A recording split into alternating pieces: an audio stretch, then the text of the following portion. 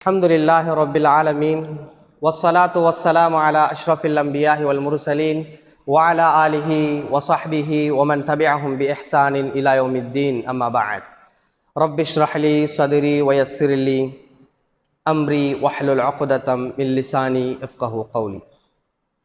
அன்புக்குரிய எமது ஈமானிய உறவுகளே, நாமெல்லாம் இஷாவுடைய தொழுகையை தொழுதுவிட்டு அல்லாஹுடைய மார்க்கத்தை படிப்பதற்காக இந்த இடத்திலே நாமெல்லாம் அமர்ந்திருக்கின்றோம். உங்களுக்கு எத்தனையோ வேலைகள் இருந்தும் கூட அத்துணை வேலைகளையெல்லாம் நீங்கள் நிறுத்திவிட்டு அல்லாஹுடைய மார்க்கத்தை படிக்க வேண்டும் என்ற நல்ல நோக்கத்தோடு இந்த இடத்திலே நீங்கள் அமர்ந்திருக்கின்றீர்கள்.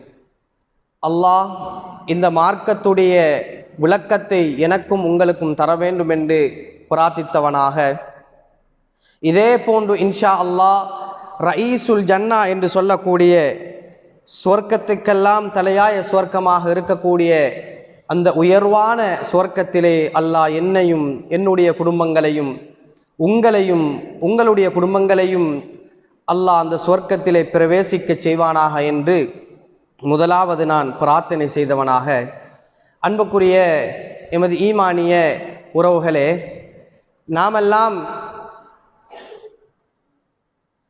ஒவ்வொரு வியாழக்கிழமை இஷா தொழுகையை தொடர்ந்து சஹாபாக்களுடைய வாழ்க்கையை பற்றிய ஒரு அறிமுக புத்தகம் என்ற ஒரு தலைப்பிலே நாமெல்லாம் பேசிக்கொண்டு வருகிறோம்.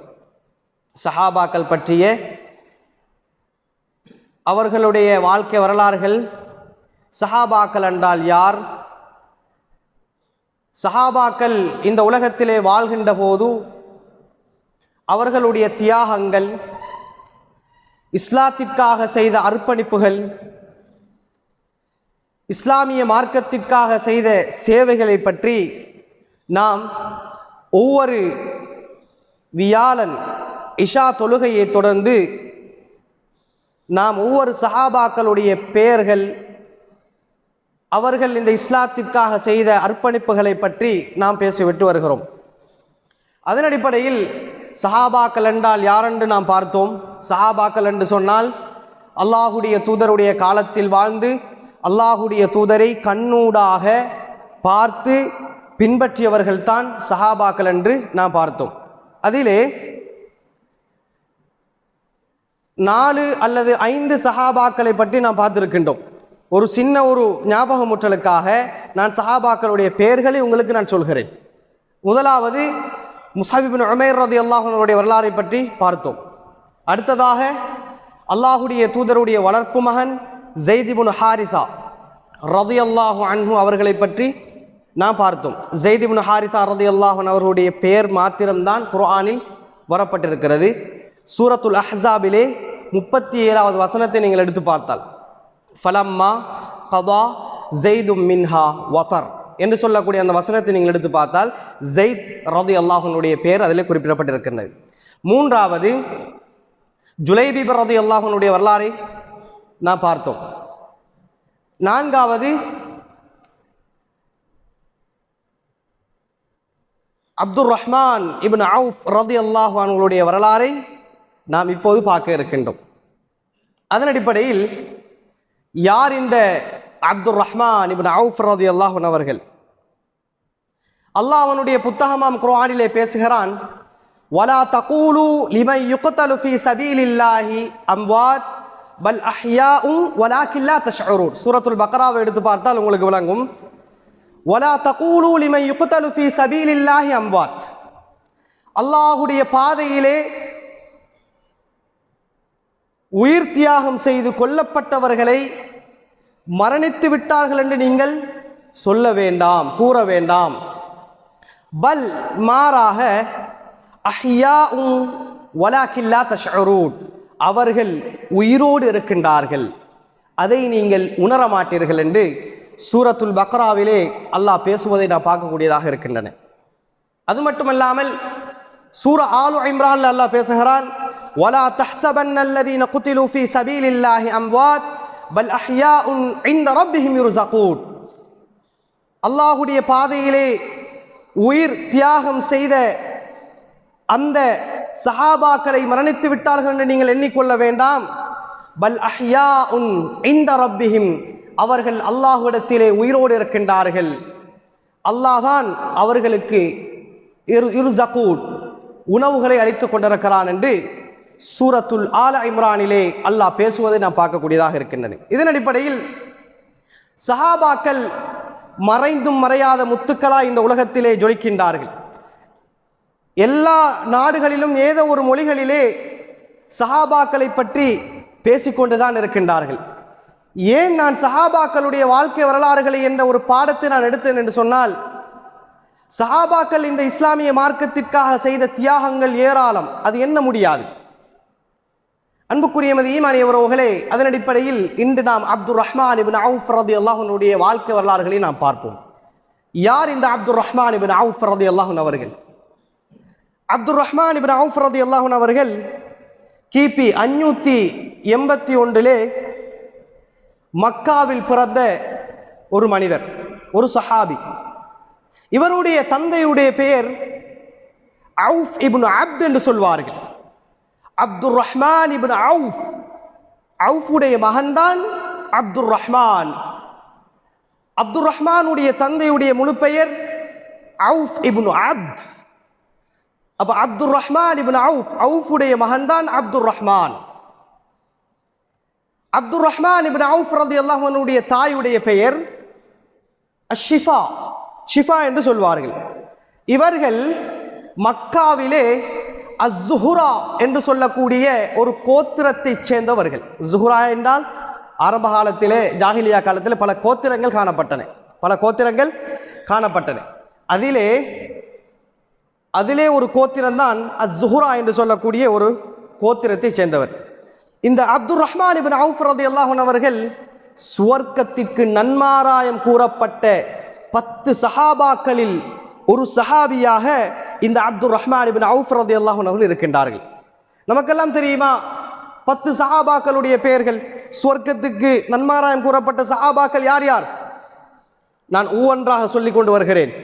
அபூபக்கர் சித்திக் ரலியல்லாஹு அன்ஹு அவர்கள், உமர் இப்னு கத்தாப் ரலியல்லாஹு அன்ஹு அவர்கள், உஸ்மான் இப்னு அஃபான் ரலியல்லாஹு அன்ஹு அவர்கள், அலி இப்னு அபி தாலிப் ரலியல்லாஹு அன்ஹு அவர்கள், தல்ஹா இப்னு உபைதுல்லாஹ் ரலியல்லாஹு அன்ஹு அவர்கள், ஜுபைர் இப்னு அவ்வாம் ரலியல்லாஹு அன்ஹு அவர்கள், அப்துர் ரஹ்மான் இப்னு அவுஃப் ரலியல்லாஹு அன்ஹு அவர்கள், சஅத் இப்னு அபி வக்காஸ் ரலியல்லாஹு அன்ஹு அவர்கள், சயீத் இப்னு ஸைத் ரலியல்லாஹு அன்ஹு அவர்கள், அபூ உபைதா அல் ஜர்ராஹ் ரலியல்லாஹு அன்ஹு அவர்கள்.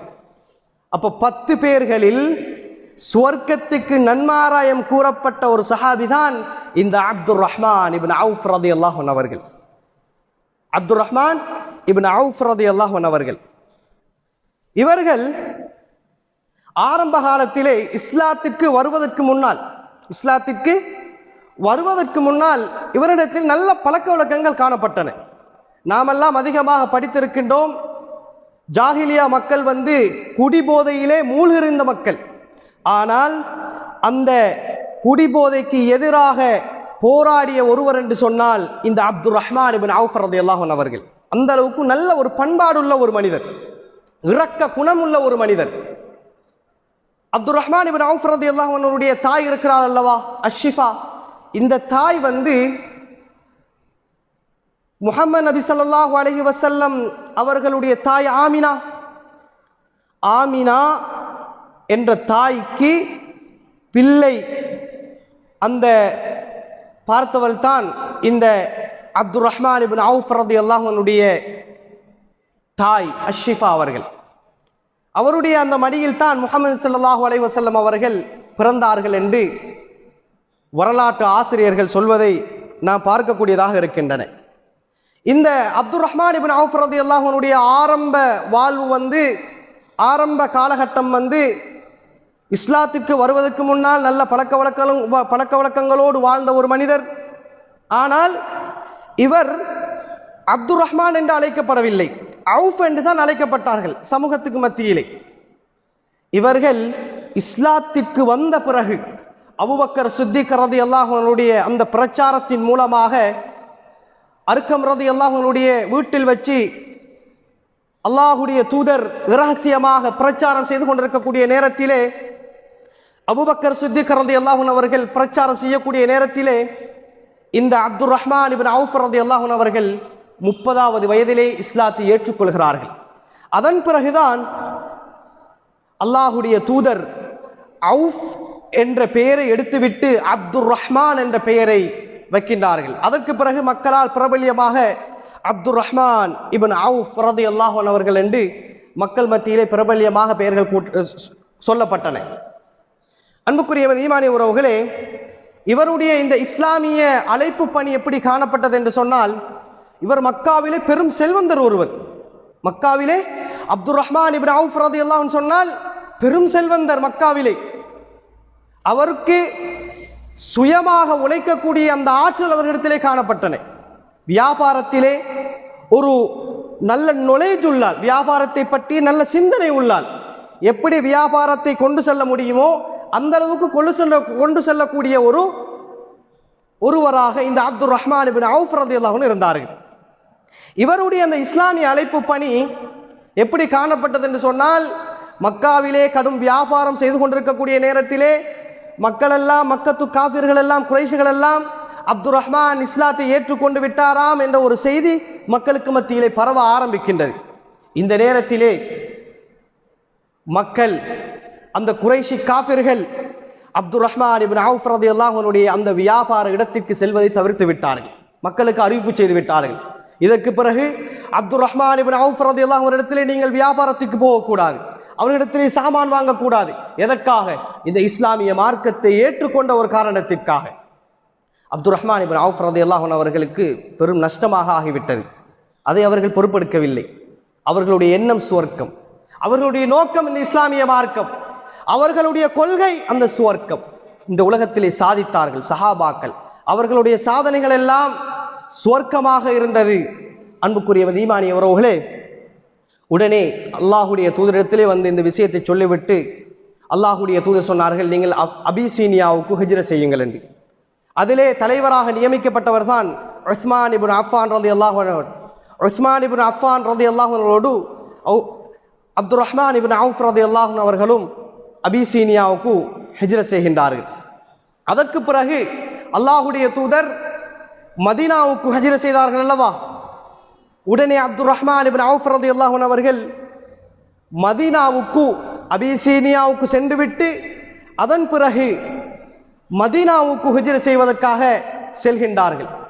ஆனால் பெரும் ஒரு செல்வந்தர், அவரிடத்திலே எந்த ஒரு பணமும் இல்லாமல் அவர் அந்த உடுத்திய உடுப்போடு இஸ்லாமிய மார்க்கத்திற்காக, இஸ்லாமிய அழைப்பு பணிக்காக அத்தனையும் உதறி தள்ளிவிட்டு, பொருளாதாரத்தை எல்லாம் உதறி தள்ளிவிட்டு கணக்கெடுக்காமல் மதீனாவுக்கு சென்றார்கள். சென்று அங்கே சஅத் இப்னு ரபிஆ அல் அன்சாரி என்று சொல்லக்கூடிய ஒரு நபித்தோழரை சந்தித்து, ஏன் இவர்கள் மதீனா மக்காவிலிருந்து மதீனாவுக்கு வந்த ஒரு ஹிஜ்ரத் வாசிகள், அந்த மதீனாவிலே வாழ்ந்த அன்சாரி தோழர்கள் சஅத் இப்னு ரபிஆ அல் அன்சாரி ரலியல்லாஹு அன்ஹு அவர்களை சந்தித்து, எனக்கு வியாபார ஸ்தலத்தை நீங்கள் காட்டுங்கள் என்று சொன்னார்கள். நான் முன்னேறி காட்டுகிறேன். ஆனால் சஅத் இப்னு ரபிஆ அல் அன்சாரி சொன்னார், என்னிடத்தில் தோட்டங்கள் இருக்கிறது. பாருங்கள், அந்த சகோதரத்துவ ஒற்றுமையை பாருங்கள். இன்னமல் முஃமினூன இஹ்வா, எங்களுக்கு சஹாபாக்களுடைய வாழ்க்கை வரலாறு பாடம் கற்றுத்தரக்கூடிய ஒரு பாடம் என்ன தெரியுமா? சகோதரத்துவம், ஒற்றுமை, சமத்துவம். அன்புக்குரிய ஈமானிய உறவுகளே, அந்த சஅத் இப்னு ரபிஆ அல் அன்சாரி ரலியல்லாஹு அன்ஹு சொன்னார்கள் அப்துர் ரஹ்மான் இப்னு அவுஃப் ரலியல்லாஹு அன்ஹுவை பார்த்து, அப்துர் ரஹ்மான் என்னிடத்தில் நிறைய தோட்டங்கள் இருக்கிறது, என்னிடத்தில் மனைவிமார்கள் இருக்கின்றார்கள், நீங்க விரும்பிய மனைவிமார்களை எடுத்துக்கொள்ளலாம், நீங்கள் விரும்பிய தோட்டங்களை எடுத்துக்கொள்ளலாம், என்னிடத்தில் வியாபாரம் இருக்கிறது, நீங்கள் விரும்பிய வியாபாரங்களை நீங்கள் எடுத்துக்கொள்ளலாம் என்று அப்துர் ரஹ்மான் இப்னு அவுஃப் ரலியல்லாஹு அன்ஹு அவர்களை பார்த்து சஅத் இப்னு ரபிஆ அல் அன்சாரி ரலியல்லாஹு அன்ஹு அவர்கள் சொன்னார்கள். சஅத் இப்னு அப்துர் ரஹ்மான் இப்னு அவுஃப் ரலியல்லாஹு அன்ஹு அவர்கள் சஅத் இப்னு ரபிஆ அல் அன்சாரி ரலியல்லாஹு அவர்களை பார்த்து சொன்னார்கள், எனக்கு சந்தையை மட்டும் காட்டுங்கள். அதற்கு முன்னால் துஆ செய்தார்கள். எப்படி? அல்லாஹ் உங்களுடைய வாழ்க்கையில் பரக்கத் செய்யட்டும், அல்லாஹ் உங்களுடைய பொருளாதாரத்தில் பரக்கத் செய்யட்டும். அப்துர் ரஹ்மான் இப்னு அவுஃப் ரலியல்லாஹு அன்ஹு அவர்கள் அந்த அன்சாரி தோழருக்கு துஆ செய்தார்கள். அல்லாஹ் உங்களுடைய வாழ்க்கையில் பரக்கத் செய்யட்டும், அல்லாஹ் உங்களுடைய குடும்பத்தில் பரக்கத் செய்யட்டும், அல்லாஹ் உங்களுடைய தொழில் பரக்கச் செய்யட்டும் என்று துஆ செய்துவிட்டு இறுதியாக சொன்னார்கள், எனக்கு நீங்கள் சந்தையை காட்டுங்கள், நான் முன்னேறி காட்டுகிறேன் என்று. உடனே சந்தையை காட்டுகிறார். காட்டிய பிறகு அப்துர் ரஹ்மான் இப்னு அவுஃப் ரலியல்லாஹு அன்ஹு அவர்கள் மக்காவில் இருந்து மதீனாவுக்கு ஒன்றுமில்லாமல் வந்தார்கள். ஆனால் மதீனாவிலே மக்களுக்கு மத்தியில் பெரும் ஒரு செல்வந்தராக மாறினார். எப்படி செல்வந்தன் தெரியுமா? ஒவ்வொரு நாளும் 700 ஒட்டகங்கள் வியாபாரத்திற்காக அப்துர் ரஹ்மான் இப்னு அவுஃப் ரலியல்லாஹு அன்ஹு இடத்திலே வரும். அது மட்டுமல்லாமல் அவர்கள் வியாபாரத்திலே நல்ல ஒரு முன்னேற்றத்திலே இருந்தார்கள். மதீனாவிலே பல பல சலசலப்புகள் ஏற்பட்டது. அப்துர் ரஹ்மான் இப்படி முன்னேறி இருக்கிறாராமே, அப்துர் ரஹ்மானுக்கு ஒவ்வொரு நாளும் 700 ஒட்டகங்கள் வருகிறதாமே என்று மக்களுக்கு மத்தியிலே சலசலப்பு ஏற்படுகிறது. இதை கேட்ட ஆயிஷா ரலியல்லாஹு அன்ஹா அவர்கள் தன்னுடைய பணிப்பெண்ணிடம் கேட்கின்றார்கள், என்ன மதீனாவிலே கடும் சத்தமாக இருக்கிறது, மதீனாவிலே என்ன மக்கள் மத்தியிலே கடும் சலசலப்பாக இருக்கிறது? அதற்கு ஆயிஷா ரலியல்லாஹு அன்ஹா இடத்தில் அந்த பணிப்பெண் சொன்னால், அப்துர் ரஹ்மானுக்கு ஒவ்வொரு நாளும் 700 ஒட்டகங்கள் வருகின்றதாம், வியாபாரத்தில் அவர் முன்னேறி கொண்டே செல்கிறாராம் என்று. ஆயிஷா ரலியல்லாஹு அன்ஹா சொன்னார்கள், அல்லாஹுடைய தூதர் முஹம்மது நபி ஸல்லல்லாஹு அலைஹி வஸல்லம் அவர்கள் ஒரு செய்தி எனக்கு சொன்னார்கள், அதை நான் கேட்டிருக்கிறேன். என்ன செய்தி தெரியுமா? அப்துர் ரஹ்மான் இப்னு அவுஃப் ரலியல்லாஹு அன்ஹு அவர்கள் சுவர்க்கத்துக்கு செல்கின்ற போது குதித்து குதித்தும் தவழ்ந்து தவழ்ந்தும் சுவர்க்கத்துக்கு செல்வார்கள். இந்த செய்தி அப்துர் ரஹ்மான் இப்னு அவுஃப் ரலியல்லாஹு அன்ஹுக்கு கேள்விப்படுகிறது. ஓடோடி வருகிறார், ஆயிஷா ரலியல்லாஹு அன்ஹா அவரிடத்திலே ஓடோடி வருகிறார். ஆயிஷா ரலியல்லாஹு அன்ஹா அவர்களே, ஆயிஷாவே, அன்னையே, இப்படி ஒரு செய்தி அல்லாஹுடைய தூதர் சொன்னாராமே. ஆயிஷா ரலியல்லாஹு அன்ஹா சொன்னார்கள், நாம் சொன்னார்கள். உடனே அப்துர் ரஹ்மான் இப்னு அவுஃப் ரலியல்லாஹு அன்ஹு அவர்கள் அத்துணை சொத்துக்களையும் ஏழைகளுக்கு கொடுத்து விட்டார்கள். அன்புக்குரிய ஈமானிய உறவுகளே, பாருங்கள், அவர்களுடைய அந்த நோக்கம், அவர்களுடைய அந்த சிந்தனை, அவர்களுடைய அந்த எண்ணம் சொர்க்கமாக இருந்தது. அது மட்டுமல்ல, யுத்தகலத்திலும், பத்ருடைய யுத்தகலமாக இருக்கலாம், உஹதுடைய யுத்தகலமாக இருக்கலாம், அத்துணை யுத்தகலத்திலும் அப்துர் ரஹ்மான் இப்னு அவுஃப் ரலியல்லாஹு அன்ஹு அவர்கள் கலந்து கொண்டிருக்கின்றார்கள். அதற்கு பிறகு அபூபக்கர் சித்திக் ரலியல்லாஹு அன்ஹுடைய ஆட்சி காலத்திலே அல்லாஹுடைய தூதருடைய மரணத்துக்கு பிறகு ஒரு மஷூரா, ஒரு ஆலோசகராக அப்துர் ரஹ்மான் இப்னு அவுஃப் ரலியல்லாஹு அன்ஹு இருந்திருக்கின்றார்கள். அந்த அளவுக்கு பெருமதி மிக்க ஒரு மனிதராக இந்த உலகத்திலே திகழ்ந்தார். சாதாரண ஒரு மனிதர் அல்ல, சுவர்க்கத்துக்கு நன்மாராயம் கூறப்பட்ட ஒரு மனிதர் இந்த அப்துர் ரஹ்மான் இப்னு அவுஃப் ரலியல்லாஹு அன்ஹு அவர்கள். அபூபக்கர் சித்திக் ரலியல்லாஹு அன்ஹுடைய ஆட்சிக்கு பிறகு, உஸ்மான் இப்னு உமர் இப்னு கத்தாப் ரலியல்லாஹு அன்ஹுடைய ஆட்சிக்கு பிறகு உஸ்மான் இப்னு அஃபான் ரலியல்லாஹு அன்ஹுடைய ஆட்சி வருகிறது. இந்த நேரத்திலே ஒரு மஷூரா, அதாவது சஅத் ரலியல்லாஹு அன்ஹு சொன்னார்கள், யாரை தலைவராக நாங்கள் நியமிப்பது, அடுத்த கலீஃபாவாக யாரை நாங்கள் நியமிப்பது? இந்த நேரத்திலே சஅத் ரலியல்லாஹு அன்ஹு சொன்னார்கள், அப்துர் ரஹ்மான் இருக்கிறார் தானே, அவரை நாங்கள் கலீஃபாவாக நியமிக்கலாமே என்று சொல்லுகின்ற போது அப்துர் ரஹ்மான் இப்னு அவுஃப் ரலியல்லாஹு அன்ஹு சொன்னார்கள், நான் இந்த பொறுப்பை நான் ஏற்பது கிடையாது என்று சொன்னார்கள். அது மட்டுமல்ல, செல்வங்கள் பெருகிக் கொண்டிருக்கக்கூடிய நேரத்திலே அவருக்கு மர்மையை பற்றி ஒரு பயம் வந்துவிட்டது. செல்வம் பெருகிக் கொண்டிருக்கிறது, செல்வ செழிப்பாக நான் வாழ்ந்து கொண்டிருக்கின்றேன், இந்த செல்வங்கள் எல்லாம் என்னுடைய மௌத்துக்கு பிறகு வருமா என்ற ஒரு கவலை அவர்களுடைய உள்ளத்திலே வர ஆரம்பிக்கின்றது.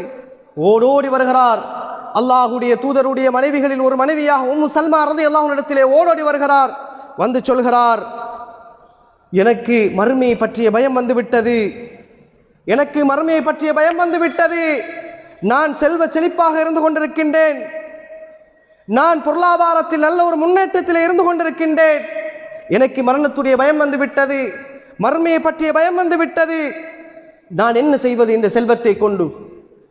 அதுக்கு உம்மு சல்மா ரலியல்லாஹு அன்ஹா சொன்னார்கள், நீங்கள் இந்த செல்வத்தை கொண்டு ஏழை எளியவர்களுக்கு நீங்கள் கொடுங்கள், அதை சதக்கா செய்யுங்கள் என்று சொன்னார்கள். அவரால் 40,000 அடிமைகள் விடுதலைப்பட்டார்கள். 40,000 அடிமைகள் உரிமையிட்டார்கள். அது மட்டுமல்லாமல் 3000 குடும்பங்கள், 3000 குடும்ப ஏழைகள் இந்த அப்துர் ரஹ்மான் இப்னு அவுஃப் ரலியல்லாஹு அன்ஹு அவர்கள் மூலமாக சந்தோஷமாக இந்த உலகத்திலே வாழ்ந்தார்கள். அந்த அளவுக்கு செல்வத்தை ஏழை எளியவர்களுக்கு கொடுத்தார்கள், சதக்கா செய்தார்கள். அதன் மூலமாக அவர்கள் சதக்கா செய்வதன் மூலமாக அல்லாஹ் அவர்களுடைய சொத்துக்களை இன்னும் மெருகூட்டி கொண்டிருந்தான், இன்னும் சொத்துக்களை அதிகரித்து கொண்டிருந்தான். பாருங்கள் சஹாபாக்களுடைய அந்த வாழ்க்கை வரலாறுகள்.